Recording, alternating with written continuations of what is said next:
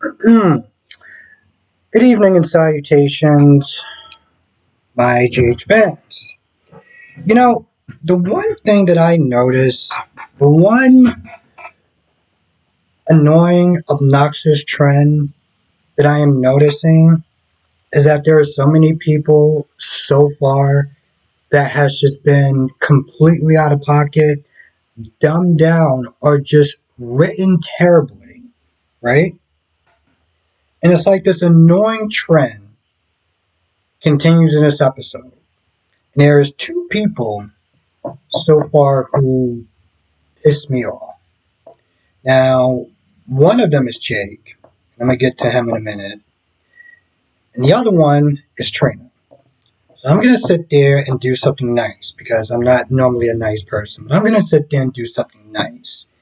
If you are a Trina fan, a Sabrina fan, you might want to sit there and exit. I gotta just give you a heads up.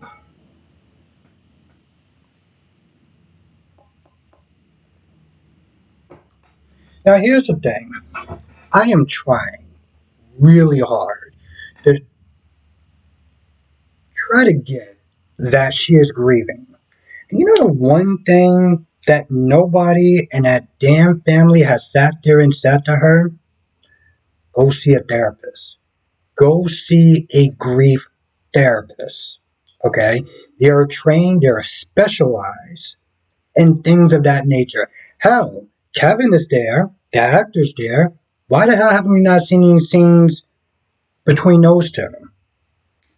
So instead, she decides to go in Kelly's. And she starts off just extremely pissy with Joss, right? And she's like, oh, well, I got to sit there and meet somebody. And I just been giving you your space, this, that, and the third. Now, you can already tell that she is pissed off at Josslyn a little bit because of Jason. And we know, if you didn't watch it, she is there to see Stella. If you didn't want to run into Josslyn, why the hell are you actually at Kelly's for? Just a just a thought. So, Jocelyn talked to her for a little bit, and, Trina's like, I just figured we need a space, this, that, and the third. They get to the point when they start talking about Jason, and Trina's like, you know, something, something, something along the lines, Jason could have been the one that shot my dad. I guess we just kind of forgot about your forever dad, right? You notice that she has not mentioned him once throughout this entire time since she's gotten back from Paris. Not a phone call, not a text, nothing. Yeah. And I get that, you want those two to have a bond. I get that. But now he's your dad. Guess we just kind of forgot about the forever dad that's probably drinking under a bridge somewhere. But okay. So she gets all attitude and pissy with her. And then Michael comes in. Jocelyn believes that he didn't do it, and Trina's like, most likely he did, or she's not sure. But my whole thing is like, okay, let's just sit there and say, for the sake of argument, you think that Jason did do it. Why are you getting an attitude with her for? That's the part to me that's just out of pocket. Michael comes in, she walks off, meets up with Stella, and here's the thing with Stella. Stella is pretty much trying to tell her to feel how she feels. Just let it out, right? But when you're going through grief, that is the last thing that you want to do is let it out because then it becomes real and that's where you feel like you really start to spiral. And, she gets to a point, she's like, I don't want to do that, and she's pretty much about to just walk off. But again, this is why I'm sitting there saying, not at one point in time did anyone sit there and talk about therapy with her.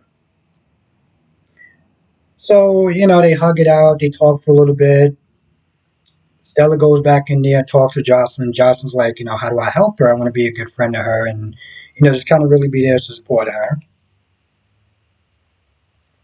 Now, Stella did sit there and say maybe you need to do something for Spencer, a little memorial, just something this way you won't be holding all this negative energy and stuff. So she does go to the grave. She talks about Spencer for a little bit, what kind of life they could have had, um, and so and so. So she starts to sit there and begin the process of grieving a little bit more.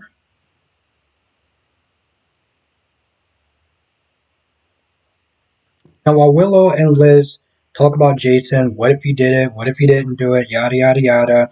Talking about Jake. Aiden is with Jake, and Aiden tries to cheer Jake up, and Jake is just in a foul mood, right?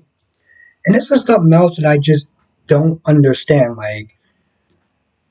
And I'm trying to a little bit. I can assume, guess, but they haven't really sat there and said, what is his real issue with Jason? See, my whole thing is, everyone sits there and say, oh, Jason's a deadbeat, da da da da da da da. I just feel like with Jason and Jake, he never really spent that much time with them. He never really spent that much time with Danny and Jake. So I can understand a little bit of, I want to say this resentment, right? Anyway, he starts to get into this really foul mood with him, and Liz comes in. Liz starts to try to talk to both of them. Jake pretty much just assumed that he did it. And I guess I can understand that because, let's be honest, he doesn't really know Jason.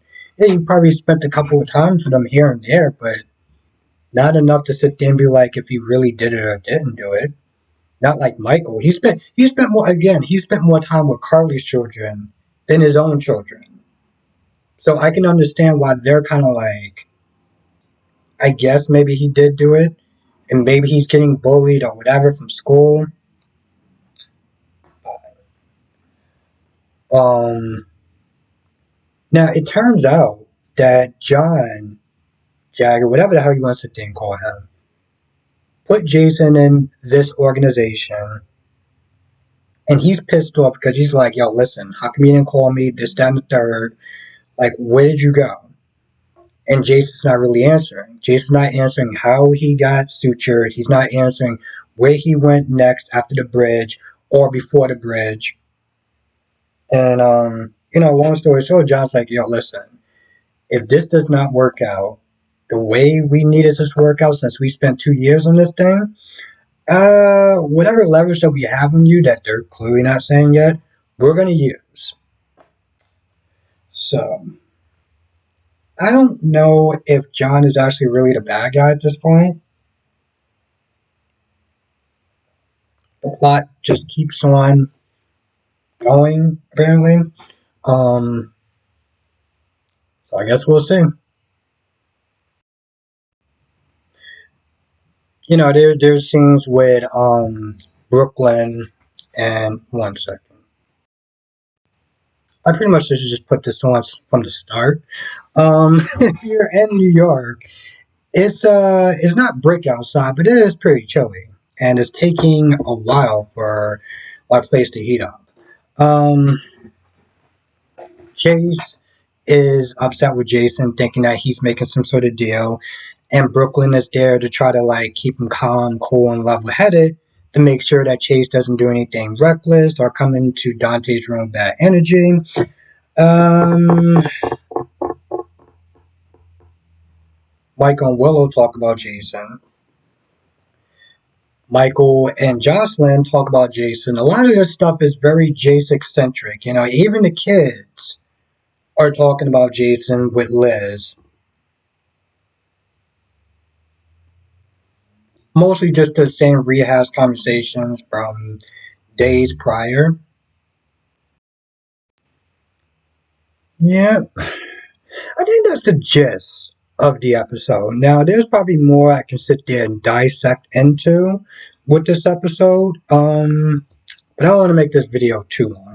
That's the general um, feel of this episode or of what generally happened in it. I might have missed about like one or two things, and again, I can definitely dissect more into this video, but I'm going to sit there and stop it here.